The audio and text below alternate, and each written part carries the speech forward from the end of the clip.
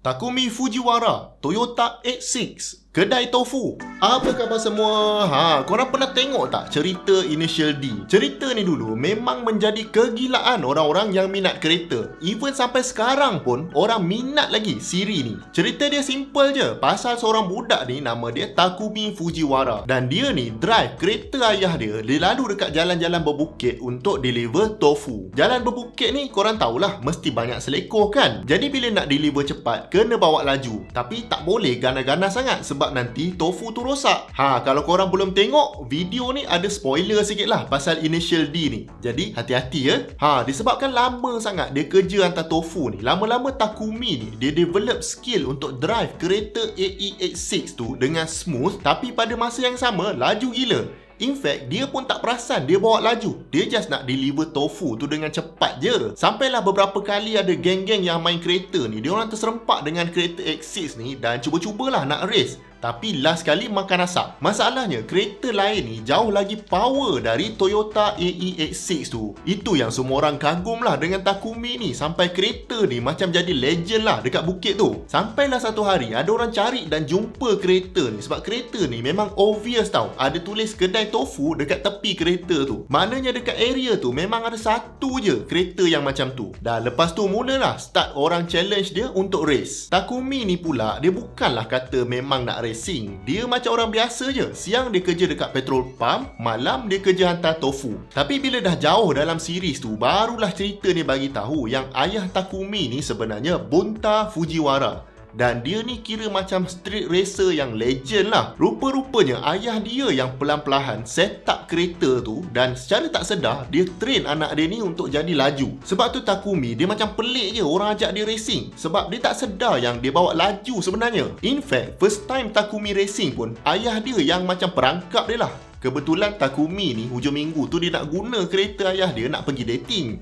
Ayah dia kata nak guna boleh, tapi kena menang dulu racing dengan seorang ni. Dia pun pergilah race, menang pula tu. Dia bukan kisah pasal menang tu, dia nak pinjam kereta tu je besoknya. Dan watak Takumi ni dia memang cool je, tak ada interest langsung dekat kereta sport dengan racing. Tapi lepas orang jumpa dia ajak race dan dia asyik menang race je, lawan pula kereta yang jauh lagi power dari kereta dia. Baru dia macam sedar lah, power juga aku ni. Tapi ada satu scene ni, dia tengah drive macam biasa tau. Tiba-tiba datang satu kereta dari belakang, terus potong dia dan hilang macam tu je. Takumi ni try juga dia nak challenge, tapi tak dapat. Jadi dia pun pelik lah, siapa pula yang power sangat ni? Biasa semua orang tak dapat challenge dia.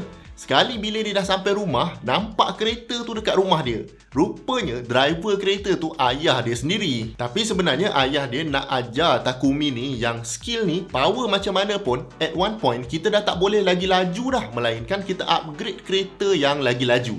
Ini jadi pengajaran yang penting jugalah. Even sampai sekarang, skill tu kena datang dulu, baru upgrade kereta yang lagi power. Kalau cepat sangat upgrade kereta, skill tak boleh nak keep up. Itu yang kita nampak supercar accident tu. Driver tak boleh nak control sebab tak ada skill. Lagi satu, Takumi ni dia ada best friend tau, nama dia Itsuki.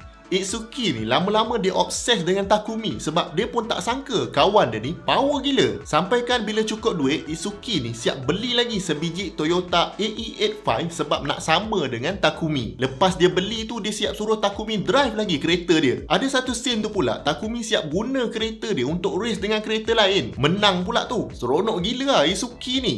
Dia pun tak sangka kereta dia boleh power sampai macam tu. Ni kiranya scene yang menarik lah dalam anime Initial D ni. Kalau ikutkan ada banyak je lagi scene yang menarik ni. Masa saya tengok anime ni, masa tu saya tengah buat PhD dekat London. Tengok Initial D ni boleh hilang stres. Ada cerita boleh tambah stres sebab tak logik langsung cerita dia. Tapi cerita Initial D ni, dia punya logik tu kita boleh follow lah. Mungkin antara sebab cerita ni jadi menarik dan logik dia tu kita boleh follow sebab masa dia orang buat cerita ni, memang dia orang dapatkan advice dari racer yang sebenar, iaitu Keiichi Tsuchiya. Kalau korang nak tahu Tsuchiya ni yang mana satu, dalam movie Fast and Furious Tokyo Drift, dia jadi orang yang tengah memancing ikan masa Sean tengah practice drift tu. Dan dia ni memang proper professional racer lah, siap pernah race dekat 24 hour Le Mans lagi. Jadi bila ada orang macam ni dan kita minta advice dari dia sebelum publish cerita pasal racing, jadi terkawal sikit lah benda-benda yang tak logik ni. Bukan nak kata tak ada langsung benda tak logik, tapi banyaknya logik lah jalan cerita Initial D ni. Itu yang syok tengok tu. Dan bila orang dah kenal Takumi ni adalah tim yang rekrut dia untuk pergi lagi pro. Lepas tu dia pun pergi training, pergi racing, dan kali ni plot cerita ni dah keluar dari Mount Akina, tempat asal dia bawa Tofu dulu. Dan dia kena pergi merata tempat lah untuk racing.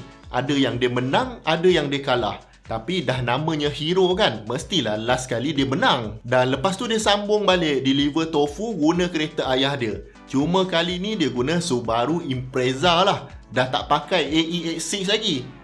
Kalau dekat Malaysia hantar Tofu pakai van je kan. Dan nak kata cerita ni punya bestnya, sampaikan kritik kata series ni simply the best show I have seen in a long time. Nak kata best sangat lah tu. Apa je yang tak ada pasal series ni? Komik ada, anime ada, filem yang real life pun ada. Kalau merchandising tu memang banyak lah. Dan paling penting, kereta AE86 ni menjadi sangat popular bukan setakat dekat Jepun, tapi serata dunia. Seronok lah Toyota, tak pasal-pasal dapat marketing percuma kan. Sampai sekarang ni pun, walaupun bentuk kereta totally different, Toyota tetap namakan kereta dia 86. Sebab dia tahu betapa legendnya kereta ni dalam Initial D. Dan of course lah, kereta-kereta JDM yang lain macam RX-7, Lancer Evolution dan macam-macam lagi pun dapatlah free marketing.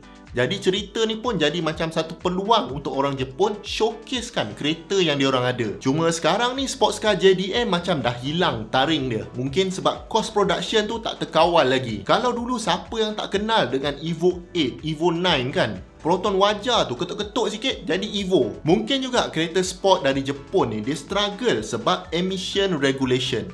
Yelah, enjin yang power mesti nak kena guna banyak minyak. Lepas tu, kalau guna banyak sangat minyak, banyak pula pencemaran. Dan bila sampai satu level, government tak benarkan kereta yang lebih dari tahap pencemaran ni dijual. Jadi memang susah diorang nak jual kereta. Itu yang JDM sports car ni makin kurang atas jalan. Nak beli sekarang pun harga dia macam tak agak-agak lah. Kereta macam Skyline R34 tu, harga dia sampai setengah juta. Lepas tu kalau nak make up, memang harga aksesoris dia tak agak-agak pula tu. Kalau macam Evo tu memang kurang sangat lah atas jalan sekarang. Mungkin kereta pun dah lama jadi susah nak maintain. Kalau korang nak tahu sejarah kereta Mitsubishi Evo ni daripada generasi pertama sampai 10, boleh klik video dekat sini. Jadi sebenarnya korang dah tengok ke belum Initial D ni? Best ke tidak? Jangan lupa tinggalkan komen anda di bawah. Dan kalau anda dapat belajar something dari video ni, saya hargai sangat kalau anda dapat bantu channel ni dengan 2 klik. Klik butang like dan klik butang subscribe. Dan jangan lupa sharekan juga video ni pada siapa-siapa yang anda rasa bermanfaat. Tak tahulah bermanfaat ke tidak tengok kartun. Jumpa lagi di video yang akan datang. Assalamualaikum.